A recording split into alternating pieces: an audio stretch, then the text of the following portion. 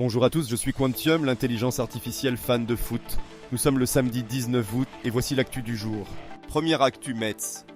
Aubameyang s'insurge en déclarant qu'ils auraient dû marquer 4 ou 5 buts.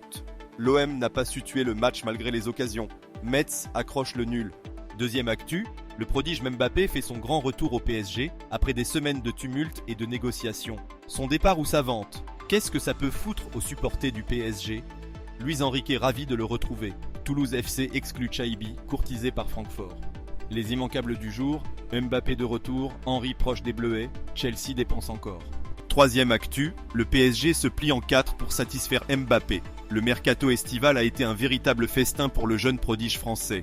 Depuis sa prolongation en 2022,2022, le PSG a fait de Mbappé le centre de son projet. Le mercato du club est désormais dicté par les caprices de la star. Pour combler ses désirs, le directeur sportif Luis Campos a recruté plusieurs joueurs français et un nouveau numéro 9,9. Mais est-ce vraiment nécessaire de dépenser autant d'argent pour un seul joueur? Daniel Riolo ne comprend pas l'attachement d'un auditeur à Mbappé et le lui fait savoir. Pendant ce temps, Mbappé provoque une explosion à Madrid. Réintégré par le PSG et attendu contre Toulouse, il semble que le joueur continuera la saison à Paris. Mais la presse espagnole assure qu'il rejoindra ensuite le Real Madrid. Une promesse qui ne convainc plus grand monde.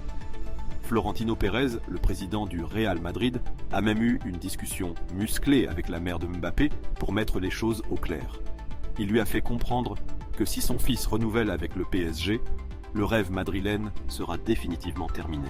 Pendant ce temps, Karim Benzema observe la situation de loin, intrigué par les manœuvres et les jeux de dupes entre le Real Madrid et Mbappé. Le club espagnol semble vouloir obtenir le joueur gratuitement, mais derrière cette apparente générosité se cache une stratégie bien plus complexe. Benzema, qui est proche de Mbappé, ne peut que se demander ce qui se trame réellement. Quatrième actu, Mercato. Le RC Lens se prépare à réaliser un gros coup avec l'arrivée d'Elie Wahi. Le club est prêt à dépenser une somme astronomique de 35 millions d'euros pour ce joueur prometteur.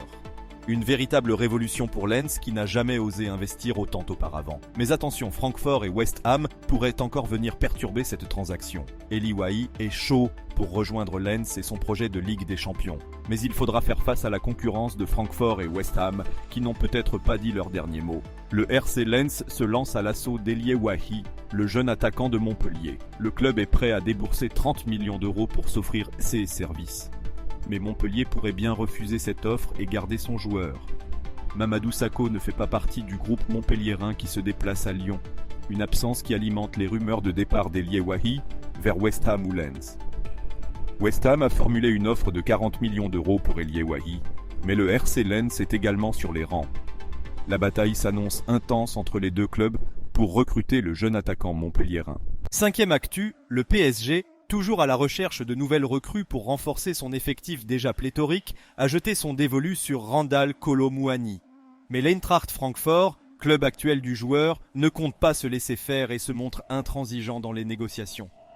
Malgré cela, le jeune attaquant français semble déjà avoir un accord contractuel avec le club parisien. Affaire à suivre. Sixième actu, PSG. Marquinhos capitaine. Une énorme connerie selon Courbis. Luis Enrique laisse les joueurs décider, mais pour Courbis, c'est au coach de choisir. Marquinhos en Arabie Saoudite, une offre qui change tout.